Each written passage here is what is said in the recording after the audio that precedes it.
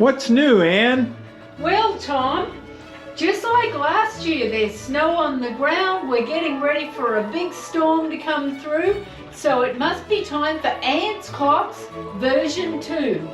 What began as a lively interest last year has turned into a full-on clock obsession, and we're here today to update other clock appreciators as to what's new in the house.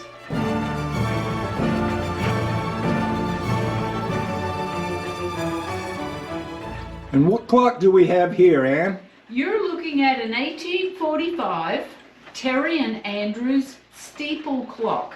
This is the oldest clock that I have and would be extremely valuable if it had an authentic dial and pendulum, but these are not. It has a Fenn patriotic glass tablet.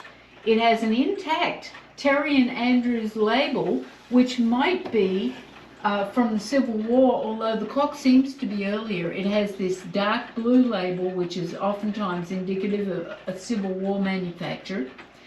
The case is in really great condition, and all in all, it's a wonderful piece of history. Andrews became part of the Ansonia Clock Company at a much later time.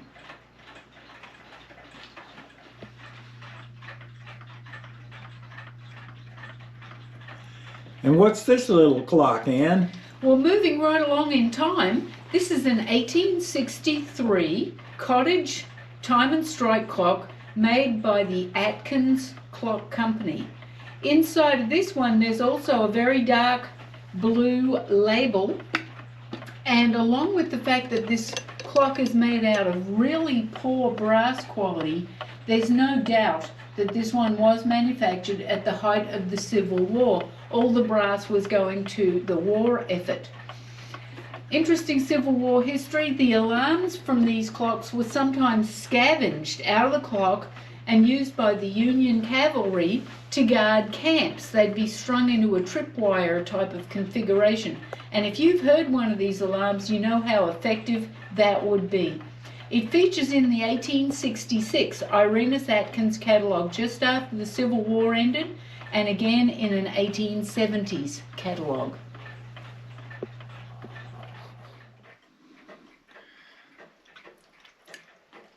What's this little baby clock? This is a Seth Thomas & Sons Company clock made of burl wood. It's a high quality movement, similar in style to some German and French clocks I've worked on. I can't find a catalogue reference to wood-cased clocks from this short-lived company, but they were in business from 1865 to 1879, so the clock was manufactured during that period. Tran Lee has a book on American clocks that does feature some Seth Thomas & Sons clocks, but mostly ones in metal or bronze cases. So this one with the wooden case is not identified. I got it at an auction, and it had a pendulum from a French clock inside of it, but seems to run a little better with a slightly smaller pendulum, which I picked up of unknown origin.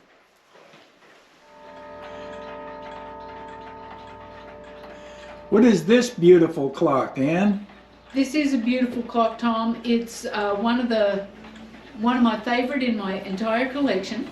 It's an 1874 wall clock made by the German manufacturers from Lenzkirch wall clock, and by using George Everett's outstanding book, which was a study of Lenzkirch clocks, and referring to the serial number in this clock, I estimated the age of it to be 1874. It's my favorite of all the Lenzkirch clocks depicted in Everett's book, with its beautiful elven leaves, and this case is really in pristine condition. Everett made a science out of identifying Lenzkirch clock features, because the first 15,000 or so of the Lenzkirch clocks had serial numbers but no trademark, and the allure of finding an unsigned Lenzkirch is huge. but this one's not as old as that first 15,000.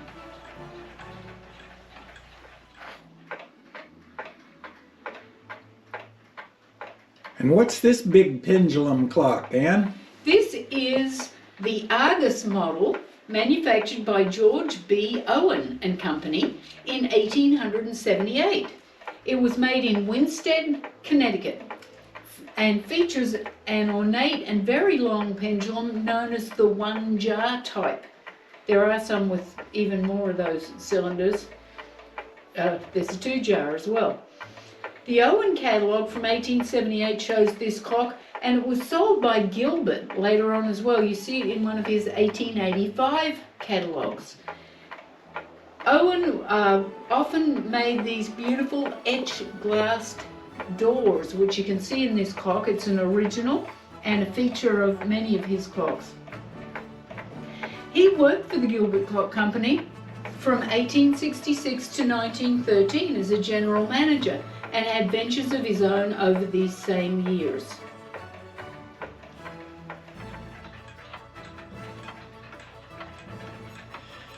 And what is this little pyramid clock? This clock is the Cowper model made by Irenus Atkins, and is a relatively rare clock because, as you can see, the case is rather fragile, and these cases have not survived very well over the years. The finial and side columns are extremely fragile.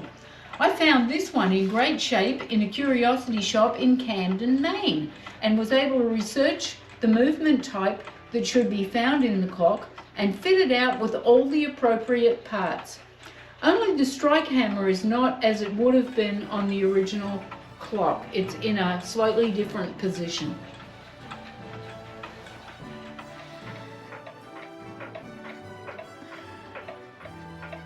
This looks like a butterfly dog clock, Ann. Now, how did you know that, I wonder? This is from 1886, and it's a New Haven, number 511. I call it dog and butterfly because those are things that you can see on its beautiful original glass tablet. There's a butterfly's wings, and above those wings on either side is a little hound dog head. You can see the two dogs' noses pointing towards each other. Another really fun feature of this clock is its pendulum. You can see that it has a little pointer on it. And as you slow or speed up the clock, you actually, if you wanted to, could write down a numerical rating for whether the clock was needing to be adjusted fast or slow as time passes. Everyone who's got an antique clock knows that weather and humidity affect these clocks greatly, and they do need to be adjusted as time goes by.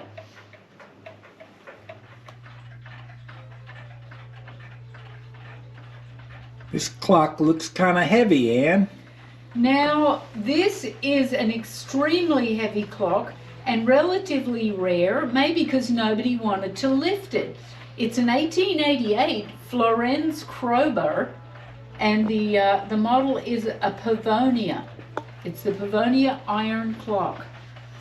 Krober was a German immigrant who started working with Owen, and after his business failed, Krober worked for Harrison Harrington. He has multiple associations with Seth Thomas and other clockmakers of the day, and he patented many interesting clock improvements.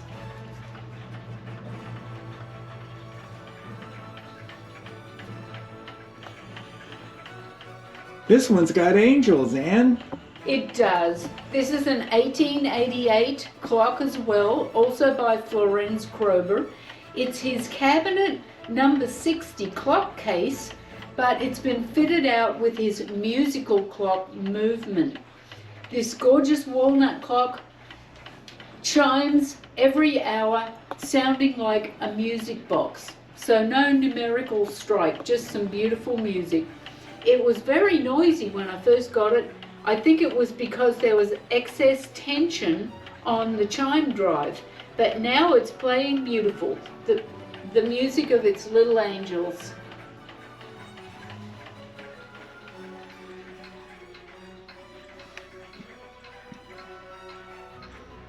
This is a nice wall clock, Ann.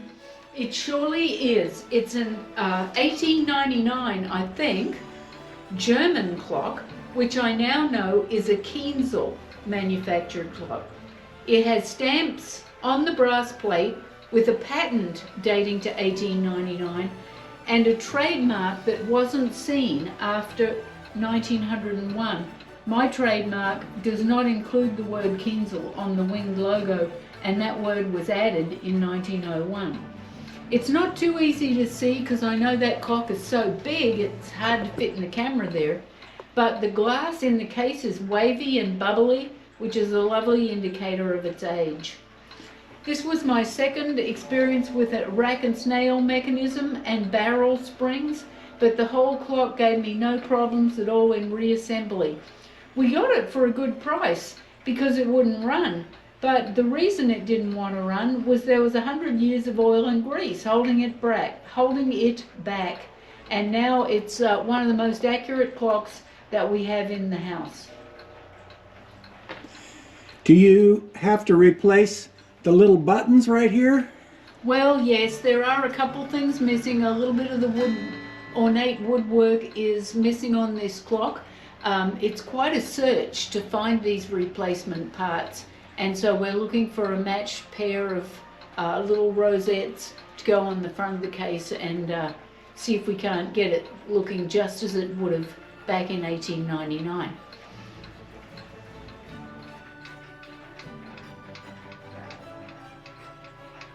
What's this clock, Ann? This is a Waterbury clock called the Waterbury Sousa Wine. It was made in 1903. It's an open escapement, iron cased clock, unusual in having a wine colored paint finish because usually these iron clocks are black. It ran very poorly when we first got it, despite being one of the most beautiful clocks that we have here. And I was very nervous about cleaning it and reassembling because it's quite a delicate clock. One of the spring clips broke while I was working on it, but I eventually got it back together and it runs pretty well now. The dragon escapements on either side of the dial, the open escapement dial, are a beautiful feature in this clock, little golden dragons.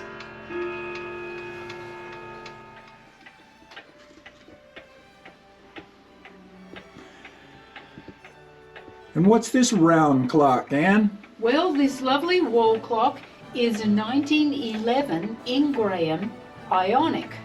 It's a time-only clock, unlike most of the clocks that I have. No strike, just keeps the time. And it was made in the time when Ingraham was still manufacturing high-quality clocks. If you look at the brass around the edge of the dial, the three-tier brass bezel is very attractive and a sign of good quality.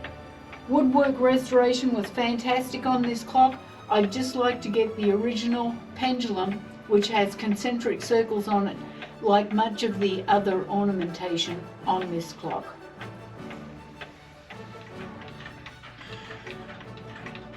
This looks like a chocolate cake, Ann. Yes, that's probably why we call this clock Chalky Pie, Tom.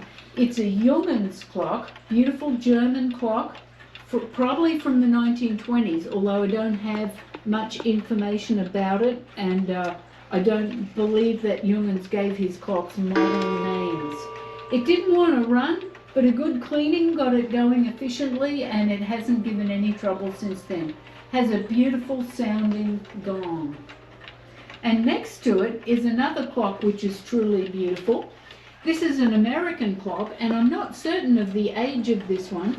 It has an Ansonia movement in it though. It's just that this wooden case doesn't appear in some of the ID books that I have. The ornate gold dial is typical of dials used by Ansonia from 1895 onwards. But the highlight of the clock, to me at least, is the beautiful inlaid wood and the gorgeous oak finish that has stood up pretty well over the years.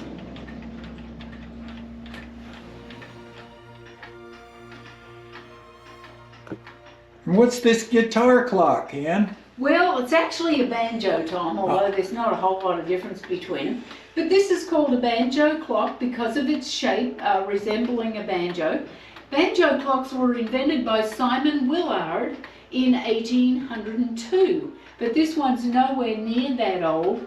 It was made in 1932 and is a New Haven Whitney model.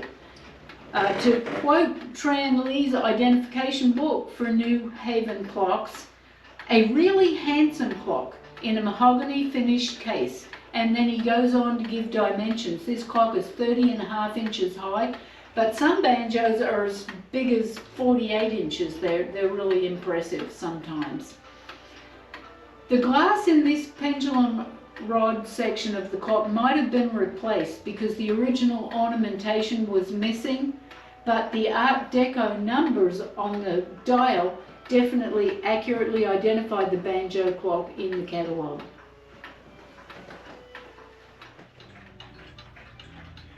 And the graveyard doesn't seem to be getting any smaller. Yeah, I told you it was a triage area, but I see to my horror that someone who was in the graveyard last year is still there and doesn't even have a dial on his face anymore. Definitely a troublesome clock. The good news is some of these do actually work, and they're just sitting in shelves where they fit pretty well. Those 3 weight-driven clocks are all effective and working clocks too. It's just that it does get a little tedious having to wind them every single day. They're 30-hour clocks. There's a few old favorites there that some folks might remember from last year's video. So all in all, it's an area where people are taking their turn for improvements and repairs. Well, I've got many more that I could show you, but that's probably enough for now. Happy holidays, everyone.